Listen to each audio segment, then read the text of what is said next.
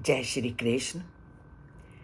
श्री कृष्ण ज्ञान की प्राप्ति के पश्चात भी भक्ति को प्रधानता देते हैं और लोगों को इस बात के लिए जागृत करते हैं कि ज्ञान के पश्चात भी जब तक व्यक्ति के अंदर भक्ति भाव नहीं, भक्ति की भावना नहीं, तो वह परम पिता परमात्मा से अपना नाता नहीं जोड़ सकता और परम पिता परमात्मा की उन लीलाओं का, उनके साकार रूप का आनंद नहीं प्राप्त कर सकता।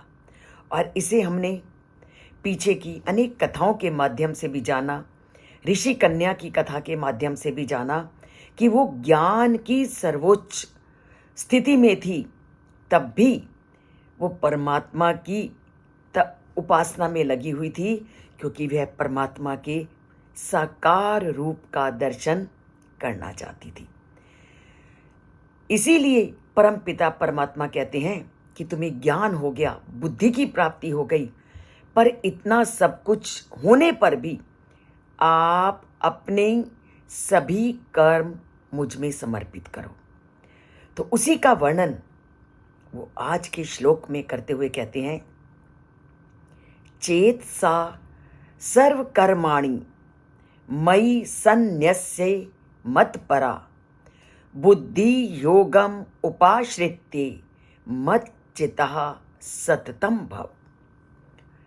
कि चाहे तुम्हें बुद्धि मिल गई, चाहे तुम्हें सब ज्ञान मिल गया, पर फिर भी अपनी चेतना को, अपने मन को, अपने सभी कर्मों को सदैव मुझ में लीन रखो। चेतसा सर्व कर्माणि, कि जो भी काम कर रहे हो आप मन से, मत परा मई सन्न्यस्य, उन सब कामों को आप मेरे में समर्पित कर दो। अपने सभी कार्यों को मुझे समर्पित करो और मुझे ही अपना लक्ष्य जानो। अर्थात अपने जीवन का एकमात्र लक्ष्य आप मुझको प्राप्त करना ही जानो और समझो। आप बुद्धि योग का आश्रय लो और बुद्धि योग का आश्रय लेकर अपनी चेतना को, अब आपके अंदर जो चेतना आई है, उस चेतना को सदैव मुझ में लीन रखो। अर्थात सब ज्ञान प्राप्त कर लिया, सब कुछ कर लिया, उस ज्ञान के बाद भी आप सदा मेरे में लीन रहो। बुद्धि योगम, बुद्धि को प्राप्त कर लिया, पर उस बुद्धि को लगाओ किस में? योग का अर्थ है उस बुद्धि को जोड़ो किस में, उस बुद्धि को लगाओ किस में? अर्थात मेरे में उस बुद्धि को एकीकृत करो पूरी तरह से। जो तुम्हें ज्ञान मिला, जो तुम्हें बुद्धि मिली, उस बुद्धि को पूरी तरह से मुझ में समर्पित कर दो। बुद्धि को मुझ में लगा करके आप क्रियाशील रहो और ये दृढ़, और जब आपको ये दृढ़ विश्वास हो जाए कि जो भी अस्तित्व में है, कि आपको इस संसार में जो कुछ भी दिखाई दे रहा है, जब आप ये समझने लगो कि वो उस परम पिता परमात्मा से उत्पन्न हुआ है और वो सब कुछ उसी से संबंधित है और उसी की संतुष्टि के लिए है, इस धारणा को अपने अंदर पूरी तरह से घर कर लो और ये अपने अंदर पूरा विश्वास जागृत कर लो कि इस संसार में जो कुछ भी है वो सब उस परम पिता परमात्मा से उत्पन्न होता है और इस संसार में जो कुछ भी है वो उसी से संबंधित है और जो कुछ भी हम काम कर रहे हैं वो उसकी संतुष्टि के लिए कर रहे हैं। और ये जो बुद्धि है, इस बुद्धि की संरचना और इस बुद्धि की हमारे शरीर में क्या स्थिति है, कभी आपने सोचा कि शरीर में ये बुद्धि कैसे स्थित है? तो आज हम इसकी संरचना को पहले जानते हैं, तभी आप पूरे विषय को अच्छी प्रकार से समझ सकेंगे। तो ये जो बुद्धि की जो स्थिति है शरीर में अंदर, ये एक सूक्ष्म अंतःकरण है।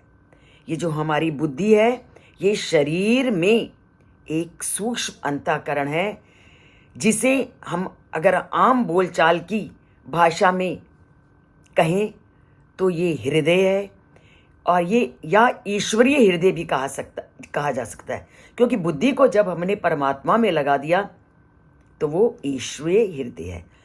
बुद्धि क्या है? हमारे शरीर का एक सूक्ष्म अंतःकरण है, अर्थात हमारे शरीर का हृदय बुद्धि है। और इसके को 4 भागों में बांटा गया है। जब इस बुद्धि में अनेक प्रकार के विचार उत्पन्न होते हैं, जब बुद्धि में विचार उत्पन्न होते हैं, तब हम उसको मन कहते हैं।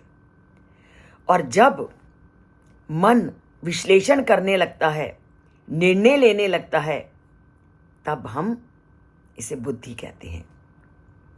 अर्थात हमारे शरीर में इसकी 4 अवस्थाएं हैं। पहला, इसमें जो विचार उत्पन्न होता है, विचार क्या होता है? मन। और जब ये विश्लेषण करता है, निर्णय करता है, ठीक और गलत का निर्णय करता है, तो वो बुद्धि कहलाती है।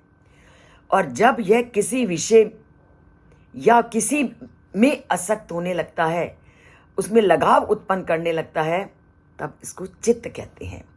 और जब यह अपनी पहचान शरीर के गुणों के साथ करता है, तो यह अभिमानी और अहंकारी हो जाता है। और जब ये चित्त शरीर के सभी गुणों से प्रभावित होने लगता है, तो ये अहंकार बन जाता है। तो सबसे पहले क्या है? हमारा मन। मन के बाद क्या आई? बुद्धि। बुद्धि के बाद क्या आया? चित्त। और चित्त के बाद हमारा क्या आया? ये जो हम विषयों में लगाव ढूंढते हैं। तो 4 अवस्थाएं मानी गई हैं इस बुद्धि की। वो 4 अवस्थाएं, सबसे पहले सूक्ष्म अंतःकरण, जिसे हम हृदय कहते हैं। हृदय के बाद उसके 4 रूप हैं जिसमें विचार उत्पन्न होते हैं, वो मन। जब उसको विश्लेषण किया जाता है क्या ठीक, तो बुद्धि। और जब व्यक्ति उसमें आसक्त होने लगता है, तो चित्त। और जब शरीर के साथ हम उसकी पहचान करते हैं, तो अहंकार। तो इस आंतरिक तंत्र में बुद्धि का स्थान सबसे प्रमुख है, क्योंकि वह निर्णय लेती है। जब वो निर्णय लेने का काम किसका है? बुद्धि का। जबकि मन इसके निर्णयों के अनुसार इच्छाओं को उत्पन्न करता है। और चित्त अनुराग के विषयों में आसक्त हो जाता है। अब इसको हम एक उदाहरण से समझते हैं।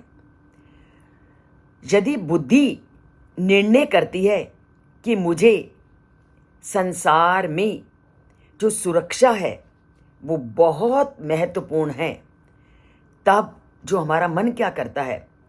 उसी सुरक्षा की चिंता में दिन रात लगा रहता है। जब बुद्धि के अंदर ये भाव आ गया सुरक्षा का, तो बुद्धि के बाद क्या आता है? मन। जैसे ही विचार उत्पन्न हुआ, मन आकर के कहने लगा, मन में क्या है? प्रेम उत्पन्न हुआ, विषयों में आसक्ति उत्पन्न हो गई, और वह सुरक्षा के लिए चिंता करने लगता है। और दिन भर अपनी बुद्धि से वो मन को नियंत्रित करने लगता है। इसलिए जो हमारा क्रोध है वो शांत रहता है, क्योंकि दिन भर अनेकों ऐसी स्थितियां उत्पन्न होती हैं जो हमारे अनुकूल नहीं होती, और जिसके कारण हम विचलित हो जाते हैं।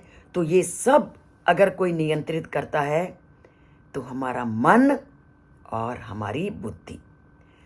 अब जो मुख्य कार्यकारी अधिकारी है वो क्या है? निर्देशक। अब इसको हम एक उदाहरण से समझते हैं। एक ऑफिसर है, सबसे ऊंचे पद पर जो व्यक्ति आसीन है, कोई गलती करता है उसके नीचे के पद वाला, तो उच्च अधिकारी उसको डांटता है और वह कोई जवाब नहीं देता, क्योंकि उसको पता है मेरी रोजी रोटी इसी नौकरी से चलनी है, तो वो उस अधिकारी के सामने चुप रहता है। पर उसको गुस्सा आया है, तो उस अधिकारी ने उसके अधीन जो काम कर रहा है अपना गुस्सा उस पर निकाला, वो चुप रहता है। और उसने क्या किया, अपने से नीचे वाले को किया, और उसने फिर अपने नीचे वाले को किया, और उसने क्या किया, उसके नीचे अगर कोई भी नहीं है तो वो घर जाता है। तो घर जाता है तो वो अपनी सारी कुंठा अपनी पत्नी पर उतारता है, और उनकी पत्नी क्या करती है, वो अपने बच्चों पर चिल्लाती है। तो ये पूरी स्थिति में आपने क्या देखा कि कहाँ क्रोध करना हानिकारक है और कहाँ इसको हमने नहीं करना, ये हमने पूरी तरह से इसका विश्लेषण किया। अर्थात जब हमारे मन ने यह निश्चय कर लिया कि सुरक्षा चाहिए, तो जब जहाँ जहाँ हमें सुरक्षा चाहिए थी वहाँ वहाँ हमने क्रोध को नियंत्रित किया। तो मन क्या करता है, जब मन ये सोच लेता है कि मैंने ये नहीं करना, तो वो उस कार्य को नहीं करता। तो मन क्या है, अगर विषयों में लगना है तो भी मन लगाएगा, विषयों से हटना है तो भी मन लगाएगा। जैसे हर व्यक्ति ने सोचा कि मुझे कहाँ गुस्सा करना है और कहाँ गुस्से को कंट्रोल करना है, ये सब उसने किसके माध्यम से सोचा, मन के द्वारा। जब उसके मन ने ये सोच लिया कि मैंने अपने पर नियंत्रण करना है, तो उसने अपने को सुरक्षा में रखते हुए उसने क्रोध की अवस्था को पूरी तरह से नियंत्रित किया। तो ये काम करता है हमारा मन, हमारा चित्त। हमारे मन के आधार पर चित्त चलेगा, चित्त के आधार पर हमारा अहंकार चलेगा। ये सब कुछ हमारे वश में हो जाएगा जब हमने बुद्धि का सही प्रकार से प्रयोग किया। और बुद्धि का सही प्रकार से प्रयोग करने के लिए ही श्री कृष्ण कह रहे हैं कि आप अपनी बुद्धि को से जब तुमने ज्ञान प्राप्त कर लिया, तो उस ज्ञान को भी आप मुझको अच्छी तरह से समर्पित कर दीजिए। यही आज के श्लोक में वो आपको बताना चाह रहे हैं कि आप जो जो भी करो उस सब को मुझ पर समर्पित करते हुए करो, तो तुम मेरे पास अपने आप मुझको प्राप्त कर लोगे। तो पाना है श्री कृष्ण को, तो अपने मन को, अपनी बुद्धि को